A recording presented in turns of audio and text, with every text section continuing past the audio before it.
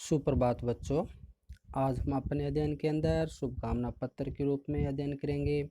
कल हमने औपचारिक पत्र का जो प्रारूप था उसका अध्ययन किया था। आपको अच्छी तरह समझ में भी आ गया होगा कि जो प्रारूप पत्र अनौपचारिक औपचारिक पत्र या अनौपचारिक पत्र का जो प्रारूप है उसके आधार या उसके अनुसार ही हमें अपने पत्र लेखन को करना चाहिए, जिसमें शुभकामनाएं पत्र, बधाई पत्र या प्रार्थना पत्र के रूप में जिसे कैसे भी लिखते हैं, या कोई और ऐसे बहुत सारे पत्र होते हैं, मित्र को पत्र या किसी भी संबंधित धन्यवाद ज्ञापित करते हैं उसके लिए पत्र होता है, या शिकायत पत्र जैसे बहुत सारे शिकायती पत्र होते हैं। जैसे किसी प्रकार की आपको शिकायत करनी है, चाहे वो विद्यालय के अंदर करनी हो या मान लीजिए आपके आसपास मोहल्ले में लाउड स्पीकर्स बहुत ज़्यादा बज रहे हैं, आपकी पढ़ाई बाधित होती है, तो उसके लिए आप मान लो एसडीएम जैसे तहसीलदार को पत्र लिखते हैं या जिला कलेक्टर को पत्र लिखते हैं, या आपकी एग्ज़ाम आपके पास में है और मंदिरों में या आसपास ऐसे बहुत सारे लाउड स्पीकर काफ़ी देर तक बजते रहते हैं, जिससे भी आपकी पढ़ाई बाधित होती है, तो भी आप जिला कलेक्टर को पत्र लिखते हुए उसे बैन करने के रूप में शिकायत के रूप में लिख सकते हैं। या आपके मोहल्ले में बिजली बाधित है, बिजली सही तरह नहीं रह पाती, कट ज़्यादा लगते हैं, तो उसके लिए भी आप जो बिजली विभाग होता है, अधिकारी होते हैं, उनको पत्र लिखकर आप उन्हें सूचित कर सकते हैं। तो यानी इस प्रकार के बहुत सारे ऐसे पत्र होते हैं बच्चों, अलग अलग अपने प्रारूप के अनुसार लिखने वाले। तो उसके अनुसार ही हम अपने पत्र का चयन करेंगे और चयन करते हुए उस प्रारूप के अनुसार पत्र को लिखेंगे। तो पीछे हम पत्र लेखन से संबंधित जो विशेषताएं थी या मुख्य बातें थी उनको भी हमने पढ़ा था। फिर उसके बाद पत्र के प्रकार को भी पढ़ा, पत्र कितने प्रकार के होते हैं उनको भी आपने अच्छी तरह लर्न कर लिया। फिर उसके बाद पत्र के प्रकार के अनुरूप जो औपचारिक और अनौपचारिक पत्र के रूप में हमने पढ़ा था, उसको अपने टेबल यानी सारणी के अंदर भी दो भागों में डिवाइड करते हुए उसको कर लिया है कि उसका जो संबंध है यानी किसको हम पत्र भेज रहे हैं और उसको फिर संबोधन कैसे करेंगे, उनको अभिवादन कैसे करेंगे और समापन के अंदर किस प्रकार से लिखेंगे, वो भी आपने अच्छी तरह देख लिया। और उसके अनुसार ही जो बच्चों पत्र का जो प्रारूप थे हमने भी उसी को अनुरूप अनौपचारिक और औपचारिक रूप का जो प्रारूप था उसको भी हमने कल और परसों पीछे जो बीते हुए अध्ययन के अंदर हमने कर लिया इसको। अब आगे आज हम अपना शुभकामना पत्र के रूप में रखते हुए पत्र करेंगे। तो बच्चों आप इस पत्र को भी समझ गए होंगे कि ये किस प्रकार का पत्र है। तो सबसे पहले हम इसकी हेडिंग देखते हैं किस प्रकार की है। तो बच्चों आप यहाँ से अपनी नोटबुक के अंदर स्टार्ट करेंगे कि आप किसी आवश्यक कार्य में व्यस्त होने के कारण अपने मित्र के जन्मदिन पर नहीं जा सकेंगे। पत्र द्वारा इसकी सूचना देते हुए अपने मित्र को जन्मदिन की शुभकामना दीजिए। तो बच्चों आपको समझ में आ गया होगा कि किस प्रकार का पत्र है। तो इसमें बच्चों यानी कि अपनी ये निजी संबंधित है, हमारे मित्र है, हम उसको अपने शुभकामना देना चाहते हैं। और जब ऐसे निजी पत्र होते हैं तो किस प्रकार के होते हैं, तो ये ऐसे पत्र बच्चों अनौपचारिक रूप में होते हैं। तो आप जो शुभकामना पत्र है ऊपर हेडिंग उसके साथ या इस प्रकार से बच्चों आप अनौपचारिक इस तरह से करते हुए आप इसको लिख लेंगे। बच्चों समझ गए होंगे आप, यानी इसको आप अपने जो नोटबुक है उसमें अनौपचारिक लिखते हुए आप अपना कार्य करेंगे। यानी इसको इस तरह से लिखते हुए आगे आप इस तरह ब्रैकेट के अंदर अनौपचारिक पत्र यानी शुभकामना पत्र है तो यहाँ पर अनौपचारिक लिख लेंगे। और फिर उसके बाद आप किसी आवश्यक कार्य होने के कारण इस प्रकार की जो हेडिंग है उसको भी आप लिखते हुए पत्र की शुरुआत करेंगे। मान लीजिए आप एग्ज़ाम के अंदर कर रहे हैं, ये एग्ज़ाम में आ गया से आपका मान फर्स्ट टेस्ट सेकंड थर्ड यानी जो टर्म्स आपके चलेंगे उसके अनुसार आपके मान लो एग्ज़ाम हो रहा है। तो आप जिस तरह परीक्षा भवन, तो ये एग्ज़ाम के अंदर आपको पहले भी बोला था बच्चों कि आप इसको परीक्षा भवन लिखते हुए ही करेंगे। जहाँ जयपुर लिखा है वहाँ आप गड़साना लिख सकते हो, परीक्षा भवन गड़साना।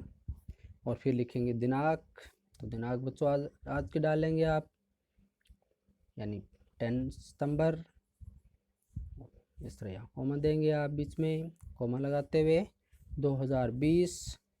और फिर उसके बीच में बच्चों आपको कल बोला था कि यहाँ एक बीच में आपको एक मात्रा जो स्पेस देना है आपको, वो एक लाइन के रूप में यहाँ स्पेस दे देंगे। और उसके बाद प्रिय मित्र नवीन, तो आप अपने मित्र का नाम लिख सकते हो यहाँ पर। प्रिय मित्र अगर हर्ष है तो हर्ष, या और भी बहुत सारे ऐसे रमन, पवन, इस प्रकार से रवीश, ऐसे बहुत सारे नाम होते हैं। कोई सा भी अपना जो आपका मित्र है उस तरह से अपना यहाँ अपने नाम लिख सकते हैं बच्चों। फिर यहाँ अल्पविराम देते हुए फिर आगे चलेंगे। मधुर स्मृतियाँ, यानी मैंने भी आपके साथ ऐसे बहुत समय बिताया है, मधुर स्मृतियाँ हैं मेरे पास हमारे साथ रहते हुए, तो वो मुझे सब याद है, यानी कहने का अर्थ यही होता है मधुर स्मृतियाँ। फिर आगे लिखेंगे तुम्हारा पत्र मिला जिसमें तुमने अपने जन्मदिन पर मुझे निमंत्रित किया है, या जैसे हमने इस पत्र से पहले प्रारूप के अंदर भी रखा था कि भी आप कुशल होंगे, आपकी कुशल कामना चाहते हैं, यानी मैं यहाँ पर कुशल हूँ, आप भी कुशल होंगे और आपकी कुशल कामना चाहते हैं। फिर लिखेंगे तुम्हारा पत्र मिला। तो इस तरह से आगे हम जैसे शुरुआत कर सकते हैं जैसे हमने जो प्रारूप के अंदर पढ़ा था। तो इस तरह से करते हुए आप आगे शुरुआत करेंगे इसकी, प्रारूप के अनुसार डालते हुए तुम्हारा पत्र मिला जिसमें तुमने अपने जन्मदिन पर मुझे निमंत्रित किया है मित्र। मेरी हार्दिक इच्छा थी कि मैं तुम्हारे जन्मदिन पर आता और मित्रों के साथ मौज मस्ती करता तथा तुम्हें स्वयं जन्मदिन पर उपहार एवं शुभकामनाएं देता, परंतु विवश हूँ, इस बार मैं तुम्हारे जन्मदिन पर उपस्थित नहीं हो सकूँगा। तो बच्चों एक एक शब्द को देखते हुए आप अच्छी तरह से सुंदर राइटिंग के अंदर करेंगे। आगे देखिए, क्योंकि उसी दिन मुझे अपने माता पिता के साथ मुंबई जाना है। यह कार्यक्रम बहुत पहले से ही निश्चित था, तो आशा है तुम मेरी व्यवस्था को समझोगे। तो ये जो आपका उद्देश्यपूर्ण जो आपका उद्देश्य है अपने मित्र को पत्र लिखने के लिए, या मान लो जो उद्देश्य के रूप में आप पत्र लिख रहे हो, शुभकामना देते हुए और अपनी व्यवस्था बताते हुए, तो इसी के अनुरूप ही बच्चों आपको पत्र लिखना, एक्स्ट्रा कुछ भी नहीं लिखना। अब इस पत्र में भी देखिए आप किस तरह से वह अपनी हार्दिक इच्छा प्रकट करते हुए अपने मित्र के प्रति, मान लो जो उसके जन्मदिन के लिए शुभकामना प्रकट कर रहा है, और अपनी व्यवस्था बताते हुए भी बता रहा है कि मैं इस तरह से वजह से नहीं आ पा रहा। तो उसकी जो बात थी मुख्य बात वो उसने कह दी।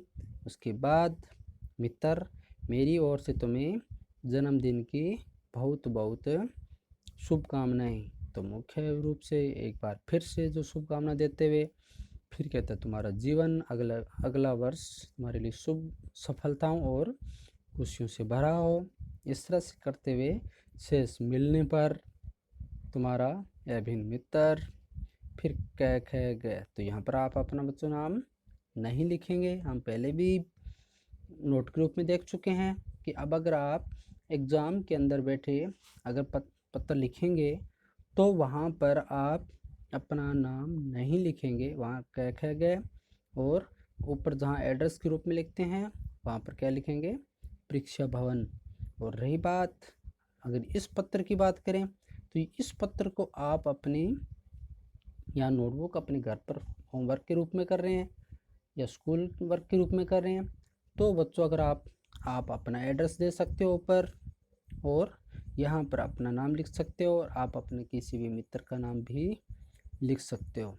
तो बच्चों आपको पूरी तरह समझ में आ गया हो कि पत्र को हमें किस तरह से करना है, कि जहाँ परीक्षा भवन लिखा है वहाँ पर आप अपना माल कॉलोनी के रूप में कोई सा भी जो जहाँ पर आप रह रहे हो, मान लीजिए आप पतरोड़ा में रह रहे हो तो ऊपर लिखेंगे, जैसे भी आपके मान लो जिस तक के रूप में है उस तरह से लिख देंगे। जो भी आपका मान लो चक पड़ता हो, या पतरोड़ा या 10 MD से हो मान लो तो 10 MD। अब 10 MD किस में पड़ता है, जैसे पतरोड़ा में पड़ता है तो पतरोड़ा लिख दीजिए। अगर और जैसे भी कोई ग्राम पंचायत है उस ग्राम पंचायत का नाम लिख दीजिए। तो मान लेते हैं 10 MD कॉमा देते हुए फिर लिखेंगे पतरोड़ा, फिर जो आज की दिनांक, फिर बीच में स्पेस देते हुए फिर अपने मित्र का नाम, मान लो जैसे भी प्रिय मित्र, मान लीजिए आपके जो मित्र का नाम आकाश है तो आप लिख देंगे प्रिय मित्र आकाश, मधुर स्मृतियाँ। फिर आगे जैसा है बिल्कुल वैसा वैसा, या प्रारूप के अनुसार इसको पत्र को भी आप और अच्छी तरह से व्यवस्थित कर सकते हैं। और एक ध्यान देंगे बच्चों, जहाँ से पत्र लेखन आप स्टार्ट करेंगे, जहाँ से पत्र लेखन आप स्टार्ट करेंगे वो एक नया पेज होना चाहिए। नया पेज का मतलब ऐसे नहीं कि हम कहीं से भी स्टार्ट कर दिए नोटबुक के अंदर। जहाँ से आप नोटबुक जगह बनती है यानी पीछे वाला पेज अगर आपका आधा हाफ बचा हुआ है तो आप वहाँ से शुरू नहीं करेंगे, बल्कि उसको एक नए पेज से ही स्टार्ट करना है आपको, पूरे ऊपर से लेते हुए। और कोशिश कीजिए पूरी तरह से कि इस जो आपका पत्र है उसको पूरे उसी पेज के अंदर उतार दिया जाए, पूरा उतरना ही चाहिए बिल्कुल। जो आपकी जो नोटबुक की चाहे यहाँ पर इस प्रकार की जो लाइन्स है उस बिल्कुल लाइन की करीब करीब रखते हुए, एड्रेस को रखते हुए आप अपना वर्क करते जाएंगे। तो बच्चों आपको समझ में आ रहा होगा। इस तरह से करते हुए फिर आगे जैसा है बिल्कुल वैसा उतारते जाइए। जो मध्य भाग है, शीर्ष भाग ऊपर वाला, जैसे आप पूरा एड्रेस का है, अभिवादन का है, उसका ध्यान रखेंगे। फिर मध्य भाग है उसको ध्यान रखते हुए लिखेंगे। और जो आखिरी जो भाग है जहाँ पर आप यहाँ से जैसे स्टार्ट करेंगे तुम्हारे अभिन्न मित्र के रूप में, जो आखिरी भाग है, तो यहाँ पर इधर लिखने की ज़रूरत नहीं है बच्चों। जैसा पत्र दिया हुआ है बिल्कुल वैसा वैसा आपको सेट करना है। ये आपको महसूस होना चाहिए या पता रहना चाहिए कि मैंने शीर्ष भाग, मध्य भाग, जो मुख्य मध्य भाग है और समापन के अंदर बिल्कुल सही लिखते हुए सही तरह से मैंने उतारा है। तो बीच में और कहीं भी लाइन में आप स्पेस नहीं देंगे बच्चों, क्योंकि बहुत सारी ऐसी लाइन्स हैं, आराम से छोटी छोटी लाइन है, शॉर्ट लाइन है, आप इनको आसानी से अपनी नोटबुक के अंदर कर सकते हो। तो बच्चों इस बात को ध्यान रखते हुए आप अपना पत्र का लेखन करेंगे तो आपको समझ में आ गया होगा। तो यहाँ पर भी आप होमवर्क ग्रुप हैं तो अपना नाम लिख सकते हैं, ऊपर आपके मित्र का नाम लिख सकते हैं, और जहाँ एड्रेस है वहाँ पर आप आपका एड्रेस जो भी कॉलोनी है उसको अच्छी तरह से लिखते हुए, और ज़्यादातर पूरी तरह आप हिंदी के शब्दों का ही प्रयोग करेंगे बच्चों। कोई भी एक भी शब्द आप इंग्लिश का इसमें रिटर्न के रूप में यानी लिखते हुए नहीं करेंगे, यानी जो भी लिखोगे वो हिंदी के अंदर ही लिखने की कोशिश करेंगे आप। तो आपको समझ में आ गया होगा बच्चों। जय हिंद।